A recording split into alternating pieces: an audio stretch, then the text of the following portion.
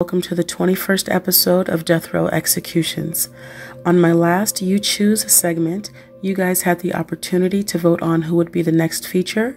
Winning by just 2 votes, Caryl Chessman is our feature for today. Thank you guys for interacting with the channel and voting. Also, before I begin, I would like to give a huge shout out to 2 new patrons on my Patreon, Mr. Toad and Diogenes.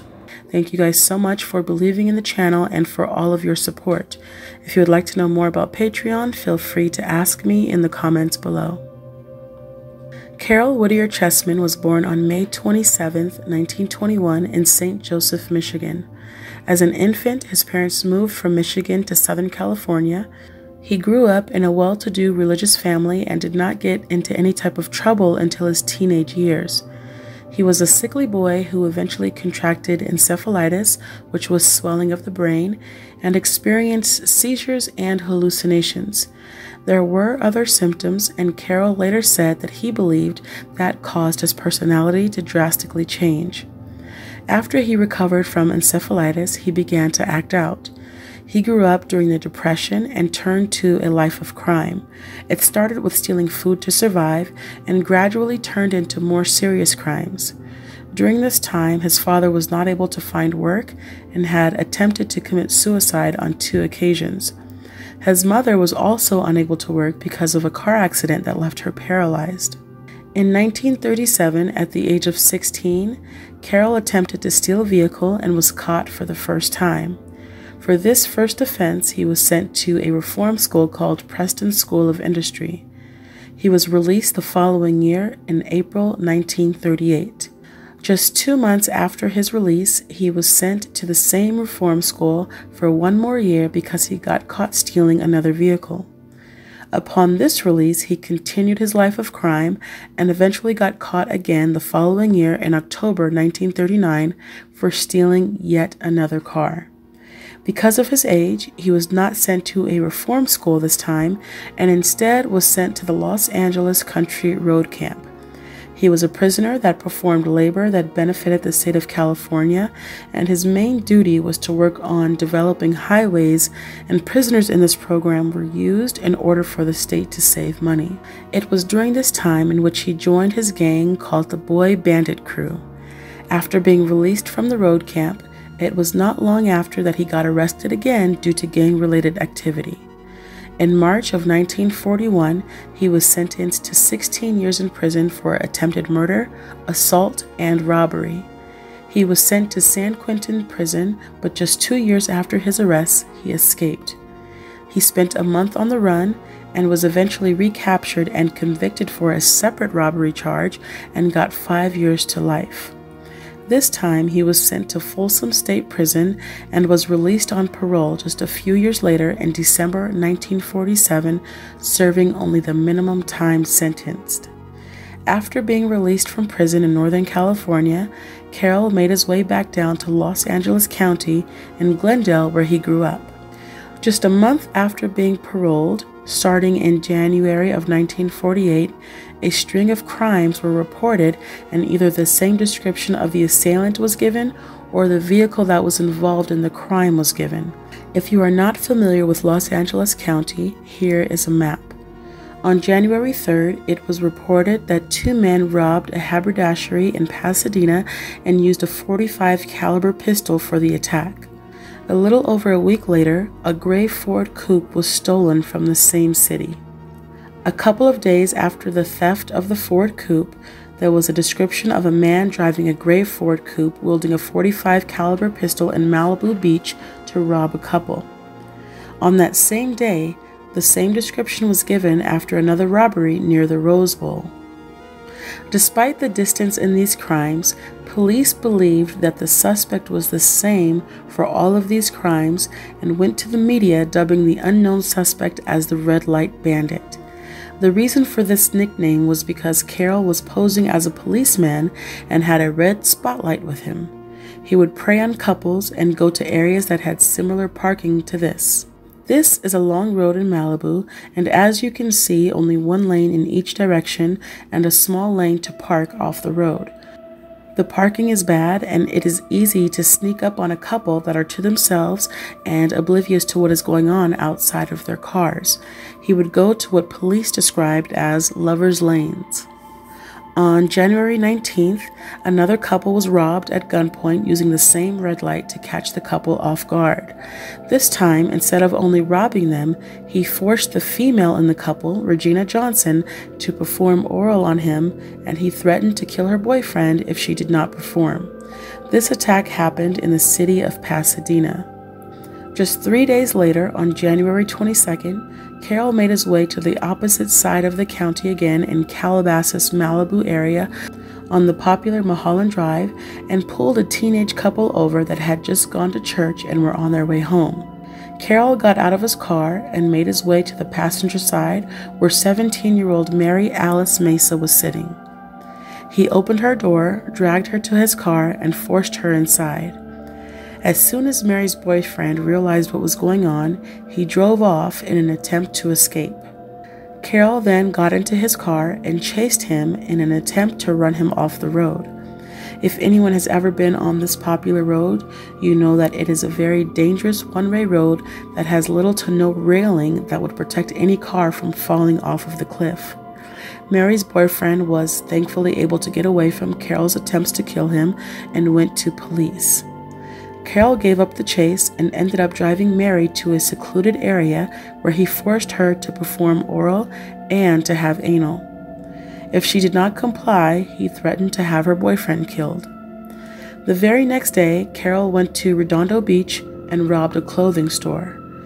Later that day, he made his way back up to the northern part of the valley in North Hollywood and was spotted by police. They recognized the description of the man reported as the Light Bandit and the car. Caryl did not stop for police and led them on a high-speed chase. The chase ended, and Caryl, along with his fellow gang member David Knowles, was arrested. Caryl confessed to all of the crimes after a 3-day interrogation. He was also put in a lineup where Mary and Regina both identified Caryl as the man who assaulted them. Towards the end of January 1948, Caryl was arraigned on 18 counts of kidnapping, rape, and robbery. After his confession, he recanted and said it was mistaken identity and had the confession beaten out of him.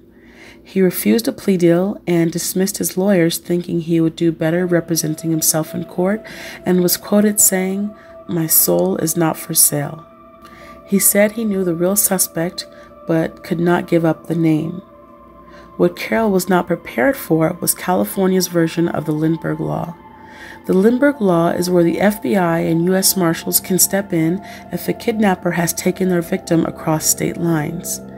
A few states adopted the Little Lindbergh Law, in which the kidnapper does not cross state lines, but if the victim is harmed in any way, they qualify for capital punishment, i.e. the death penalty.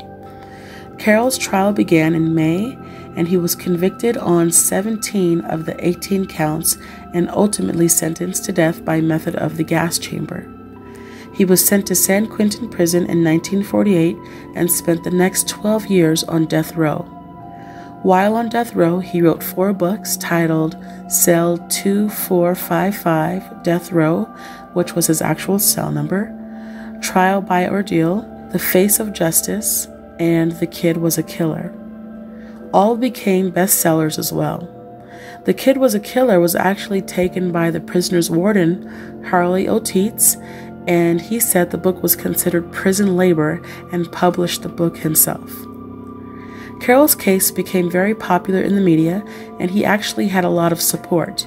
Many people started to petition against the death penalty because he was someone who did not commit a murder and was still sentenced to death. He had famous people sending in appeals for clemency to Governor Pat Brown, and notable people from Norman Mailer, Robert Frost, to the First Lady Eleanor Roosevelt and Billy Graham also petitioned for him to be taken off of death row. Famous country musician Merle Haggard was actually serving time at San Quentin while Caryl was on death row, and he was able to communicate with Caryl through the vents. Merle Haggard became Caryl's friend and truly believed in Caryl's innocence and thought that somehow justice would be served and his friend would not get executed. Although Caryl expressed his innocence and filed over a dozen appeals, none of his appeals had to do with evidence that pointed to him or who the real suspect was. He was acting as his own attorney for each appeal and successfully was able to avoid 6 different execution dates. Majority of his appeals had to do with the trial being unfair, how the Little Lindbergh Law was unconstitutional, and that the transcripts on file were incomplete and not recorded properly. In 1957, California was ordered by the U.S. Supreme Court to review all transcripts and concluded that everything was accurate. One of Caryl's last days of execution was granted by Governor Pat Brown, who opposed of the death penalty. Although Governor Pat Brown was able to grant a stay of execution, he was not able to make an executive decision on clemency because in California, if you are a 2-time felon and want clemency, the executive decision can only be made by the California Supreme Court. On a vote of 4-3, the California Supreme Court declined to change the sentence of death. Caryl's execution date was set for February 19, 1960. Governor Pat Brown granted one last 60-day stay of execution and said it had nothing to do with prolonging Caryl's life, but as a means of protecting the president at the time, Dwight Eisenhower. Dwight Eisenhower was actually traveling to South America, where Caryl Chessman's case had become popular and sparked a lot of anti-American views. After the stay of execution ended, it was time for execution day, which was May 2nd, 1960. Caryl made no formal request for a last meal, but his final meal was fried chicken, French fries, vegetable salad, pie, and coffee. Caryl was 38 years old when he was executed by the gas chamber. When the gases were released, Caryl began nodding his head vigorously, and reporters later said that this was a signal that was agreed upon beforehand to let them know that he was in pain. After his time of death, his body was cremated. Caryl requested for his ashes to be buried with his parents at the Forest Lawn Memorial Park in Glendale, California, but the cemetery refused this request. His body was then buried at the cemetery that cremated him, which was the Mount Tamalpais Cemetery.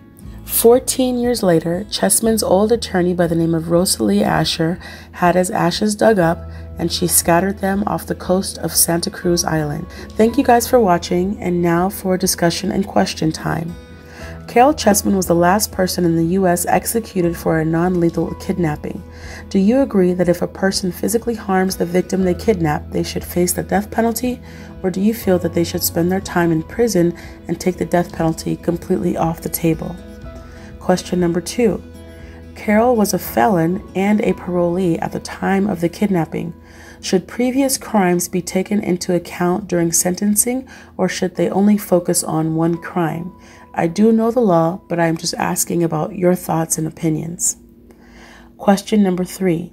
Do you believe that he was wrongfully executed because he was innocent, or wrongfully executed because he did not kill anyone? Getting away from the topic of execution, I do think that Caryl was guilty of the crimes he was accused of. I think that if he was truly innocent, there would be more arguments related to proving that he was not at the scene of the crime, or providing relevant information that would prove his innocence. Let me know what you guys think in the comments below. Thank you guys so much for the support and for taking the time out of your day or night to watch my video.